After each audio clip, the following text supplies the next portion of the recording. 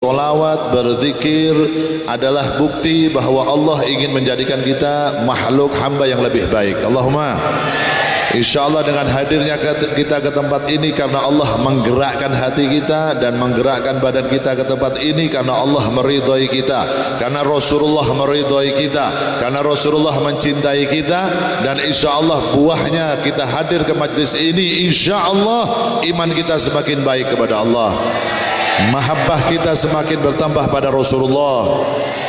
InsyaAllah sedikit demi sedikit kita bisa menjalankan sunnah-sunnah baginda Rasulullah sallallahu alaihi wasallam. Allahumma.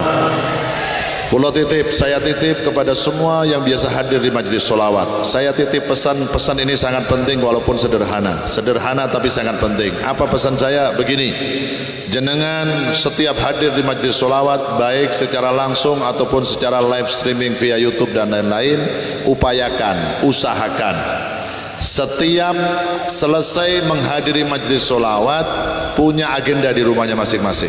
Agendanya apa? Tulis di buku di rumah. Hari Senin saya menjalankan sunnah Rasul yang ini, satu, ditulis. Berusaha. Kalau nggak mau berusaha nggak bakal semakin baik. Tulis di rumahnya. Jangan hanya hadir di majlis solawat tapi nggak bisa bawa sifatnya Nabi ke rumah. Sayang. Solawat ini dibikin, majlis seperti ini dibikin oleh para habaib, oleh para kiai, oleh para ulama kita. Tujuannya apa? Yang pertama, sebagaimana dikatakan oleh Habib Ali dalam Subsimtud Durar, solatan yattasilu biha ruhul musalli alaihi bih. Agar apa? Agar setiap kita membaca solawat kita punya hubungan spesial dengan Nabi Muhammad. Enggak jauh-jauh dari Nabi Muhammad. Ruh kita selalu punya hubungan dengan ruhnya Nabi Muhammad. Kita enggak putus silaturahmi dengan Nabi Muhammad. Dengan cara apa? Baca solawat. Berarti solawat itu yang selalu menghubungkan kita dengan Nabi Muhammad SAW. Jadi jenengan sama saya semua, kita semua upayakan satu hari jangan pernah berhenti baca solawat. Minimal satu hari 100 solawat. Bisa nggak? Bisa, kalau punya niat yang kuat pasti bisa. Enteng, nggak perlu solawat yang panjang-panjang, solawat yang pendek, solawat Jibril yang kita baca tadi. Sallallahu ala Muhammad, sallallahu alaihi wasallam, sallallahu ala Muhammad, sallallahu alaihi wasallam. 100 satu hari. Lebih banyak lebih bagus. Dikatakan barang siapa membaca solawat 100 kali dalam sehari, maka Allah akan mengabulkan 100 hajatnya. 30 hajat dunianya dan 70 hajat akhiratnya. Baca solawat. Karena salah satu amalan umat Nabi Muhammad yang tidak tertolak oleh Allah, yang pasti diterima adalah baca solawat. Ikhlas nggak ikhlas diterima, ngerti nggak ngerti artinya diterima, apalagi ngerti artinya. Apalagi orang tuh kalau baca solawat, baca qasidah, baca madah, baca pujian pada Nabi, ngerti artinya, dia bukan hanya hadir tapi juga hudur. Bukan hanya hadir secara jasmani tapi rohaninya juga hadir, membayangkan wajah tampannya Rasulullah, membayangkan bau wanginya Rasulullah, membayangkan kecintaan Nabi Muhammad, membayangkan kedermawanan Nabi Muhammad. Luar biasa. Karena apa? Ngerti artinya. Orang ngerti wayapi apa mana ngerti? Solawat. A'maluna bainal qabuli wa ruddiha illa sholah ala nabi. Amal ibadah kita yang lain, solat kita, puasa kita, sodakoh kita, umroh kita, haji kita, semua bisa diterima, bisa ditolak, kecuali solawat.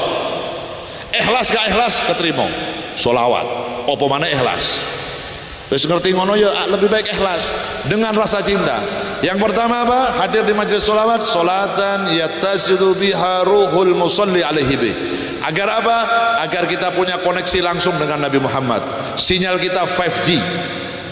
Bukan hanya 3G tapi 5G, 5G sinyalnya. Begitu nyebut nama Nabi, Nabi langsung menjawab salawat kita, Nabi langsung menjawab salam kita. Kenapa? Punya hubungan spesial dengan Nabi Muhammad.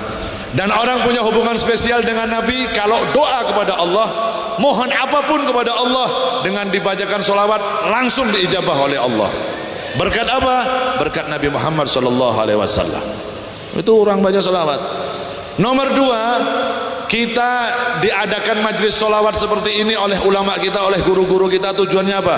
Tujuannya agar umat ini lebih mengenal Nabi Muhammad, lebih paham siapa Nabi Muhammad, mau mempelajari sejarah hidupnya Nabi, mau belajar sunnah-sunnah Nabi dan menjalankan sunnah-sunnah Nabi.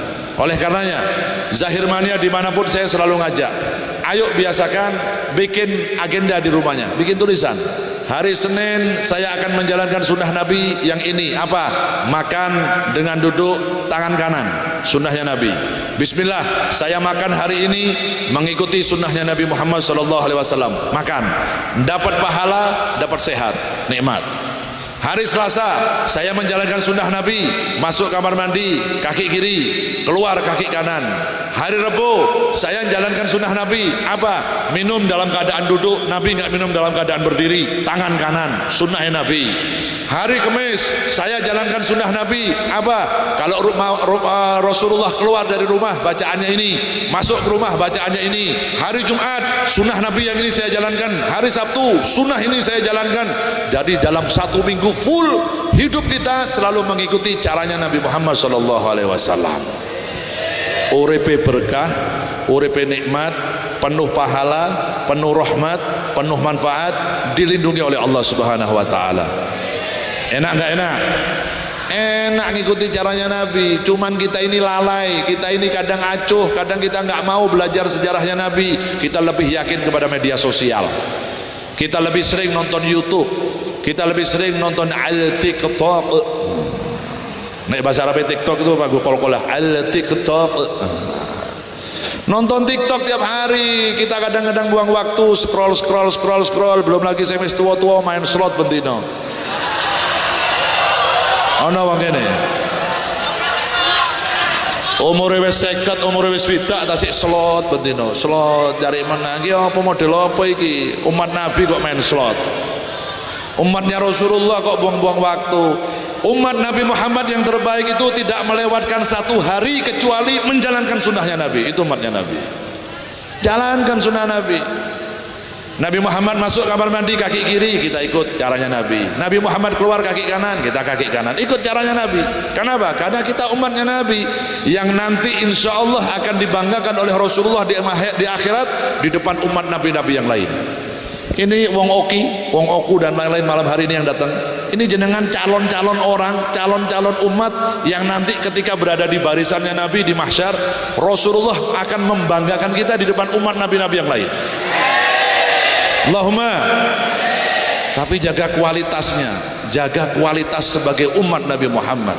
Jangan kau lewatkan satu hari kecuali menjalankan sunnah Nabi. Jangan kau lewatkan. Jangan ikuti gaya-gaya yang ada di dunia barat. Jangan ikuti gaya-gaya orang-orang Yahudi. Kita umatnya Nabi Muhammad. Setuju betul? Setuju, ikuti caranya Nabi. Supaya apa? Supaya anda ini bukan hanya ngaku cinta sama Nabi, tapi juga dicintai oleh Nabi. Bukan hanya kita mengharap syafaat Nabi, tapi Nabi Muhammad juga akan memberikan syafaat kepada kita. Tapi kalau anda jauh dari caranya Nabi, nggak kenal sama Nabi, nggak tahu sunnah-sunnah Nabi, nggak mau jalankan sunnah Nabi, tanggung jawab kita nanti di akhirat ketika berjumpa Nabi bagaimana? Ini ada tanggung jawabnya. Konsekuensinya kita hidup di dunia sebagai umatnya Nabi, nanti ada tanggung jawabnya di akhirat.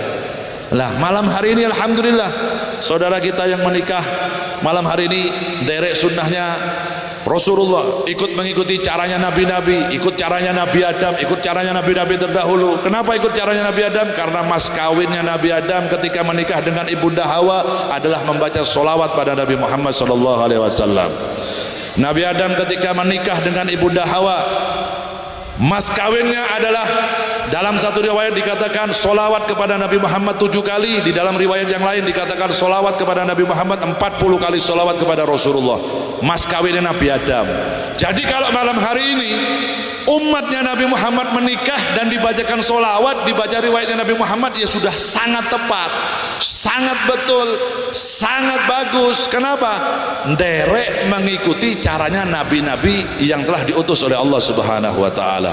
Kalau ingin mengharapkan rumah tangga sakinah mawaddah warahmah, ingin mendapatkan anak-anak yang soleh dan solehah, jangan jauh dari caranya para ulama, jangan jauh dari caranya para nabi, jangan jauh dari caranya para habaib yang mengikuti sunnahnya Rasulullah sallallahu alaihi wasallam. Ono wong nikah pingin punya anak soleh dan solehah, tapi mohon maaf nggak nyindir, nggak nyinggung, bikin hiburannya maksiat, hiburannya malah ngundang maksiat. Terus yang diharapkan Rabbana hab lana min azwajina wa dzurriyyatina qurrata a'yunin waj'alna lil muttaqina imama. Dungo sing nang sebelahe buka aurat. Karo goyang-goyang ini.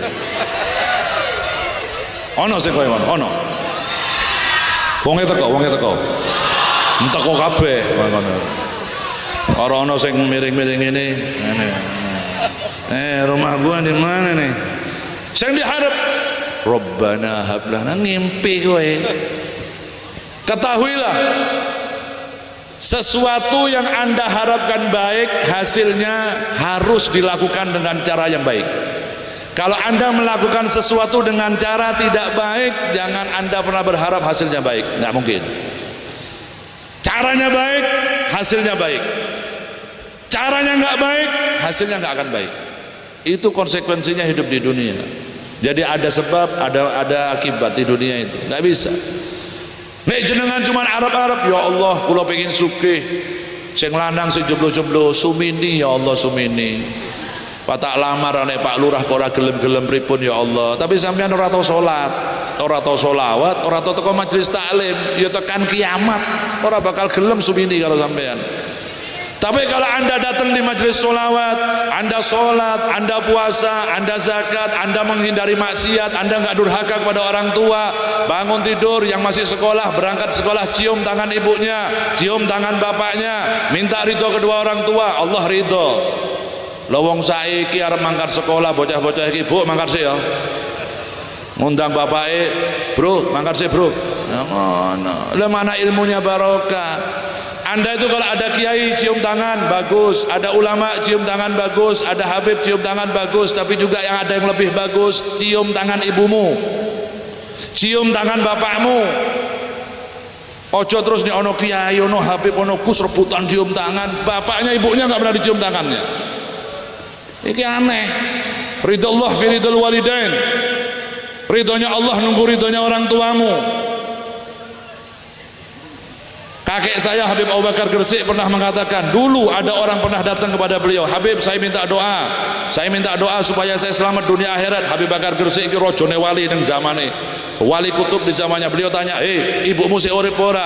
Tasik Beb, ibu saya masih hidup. Pulang minta doa sama ibumu, niscaya doa ibumu, doa orang tuamu lebih hebat ketimbang doanya 70 wali kutub. Ki wong wali be ngomong ngono, lho sampeyan ki mangkat pengajian ora salaman karo ibuke, enggak salaman karo bapake, malah Bu mangkat ya. Siu ngono. Teko kabeh kowe kuwi wonge. Ketara saka kene ketara sampeyan kuwi wonge. Cium orang tua, tangan orang tuamu walaupun rada ireng tangane iki, anggapan Hajar Aswad kuwi. Ambungan, ora apa-apa. Karena ridhonya Allah ada di ridho kedua orang tua kita. Yang bagus. Hadir sholawatan ini pun hebat. Lanjutkan, bikin istiqomah dimanapun ada majelis sholawat, ramaikan, hadiri, insya Allah berkah hidupnya. Tapi jangan kau lupakan perintahnya Nabi, hormati kedua orang tuamu, hargai kedua orang tuamu, jadikan orang tuamu raja, maka rezekimu diberi sebagaimana rezekinya raja oleh Allah Subhanahu wa taala. Tapi kalau kau menjadikan orang tuamu sebagai pembantu di rumahmu, maka rezekimu sebagai pembantu oleh Allah Subhanahu wa taala. Ngono wae. Ibumu, bapakmu jadikan raja di rumahmu. Ojo nek wis duwe bojo ayu terus ibuke engko nasasa. Wong ngene iki. Ana wong kene. Ya kowe wonge. Bapakmu, ibumu jadikan raja dan ratu di rumahmu, maka kau akan dijadikan raja oleh Allah Subhanahu wa taala. Wis ngeten mawon. Hikmahnya hadir di majelis sholawat. Ayo sedikit demi sedikit kita ikuti, jalankan sunnah-sunnah Nabi Muhammad, kita ikuti caranya Nabi Muhammad, mengikuti para habaib, mengikuti para kiai, mengikuti para ulama min ahlus sunnah wal jamaah, insyaallah uripe selamat dunia akhirat. Allahumma ya rabbal alamin. Dan saya mohon sebentar lagi kita akan mahalul qiyam, berdiri di tempat masing-masing, jangan pada berebut maju, insyaallah berkahi podo kabeh. Yang kedua, hati-hati dengan barang bawaan. Yang membawa handphone, yang membawa tas, dompet dan lain-lain dijaga dengan baik barang bawaannya. Dan nanti ketika pulang dari majlis ini, hati-hati di jalan, terutama yang mengendarai sepeda motor. Jangan kebut-kebutan, jangan banyak bercanda di jalan. Pulang dari majlis langsung ke rumah masing-masing. Insya Allah selalu dalam lindungan Allah Subhanahu wa Ta'ala. Insya Allah semuanya pulang ke rumah dalam keadaan selamat, dalam lindungan Allah Subhanahu wa Ta'ala. Insya Allah malam hari ini hajat kita, doa kita dikabulkan oleh Allah, khususan hajatnya kedua mempelai dan hajatnya tuan rumah malam hari ini. Insya Allah hajatnya, urusannya duniawiyah, akhiratnya dimudahkan, disukseskan oleh Allah Subhanahu wa Ta'ala, diberikan keberkahan rezekinya, diberikan keberkahan dalam keluarganya oleh Allah. Dan insya Allah kita semua yang hadir pulang ke rumah, dosa-dosa kita diampuni oleh Allah Subhanahu wa Ta'ala. Allahumma amin.